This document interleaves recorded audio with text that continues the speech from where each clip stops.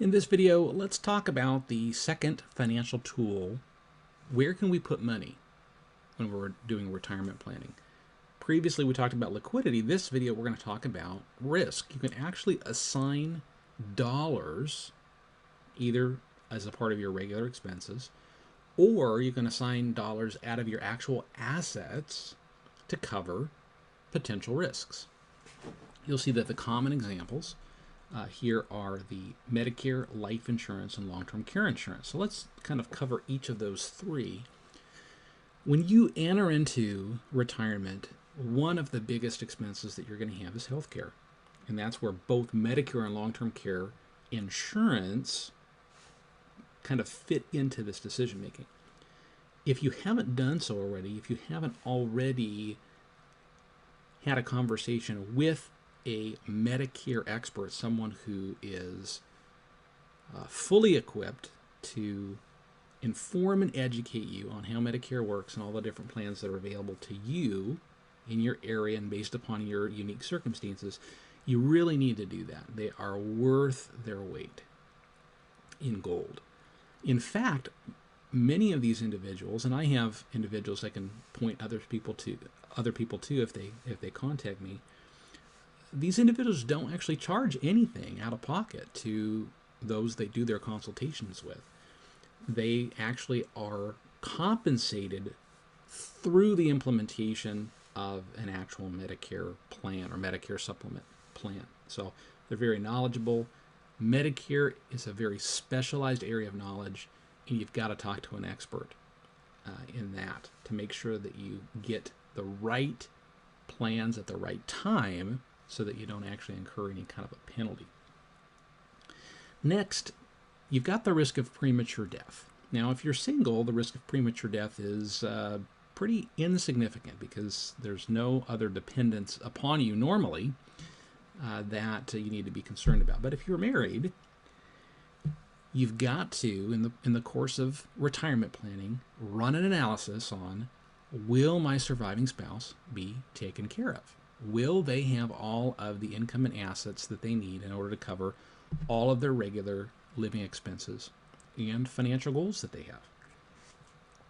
Once you've done that analysis, you can determine whether any kind of additional life insurance needs to be purchased in addition to what you currently have in terms of income and assets for the surviving spouse. Sometimes when you run that analysis, you'll determine the surviving spouse's income sources and asset sources are going to be sufficient. You don't have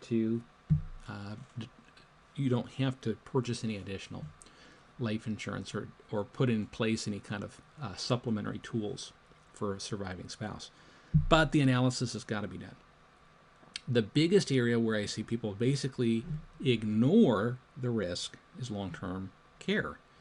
Now, long-term care insurance, traditional long-term care insurance, is only one way to handle or to deal with the risk of long-term care expenses. There are many different ways to potentially fund those costs.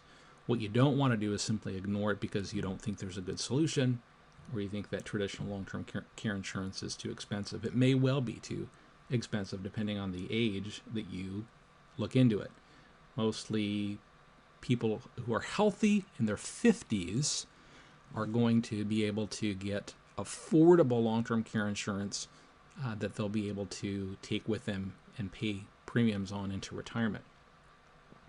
Once you've gotten past that stage and are either maybe not in good health or get into the 60s and even into the 70s, traditional long-term care insurance is really not the best option. It's not as much of a viable option. There are tools that actually can potentially cover both risks, the risk of premature death and the risk of long-term care expenses.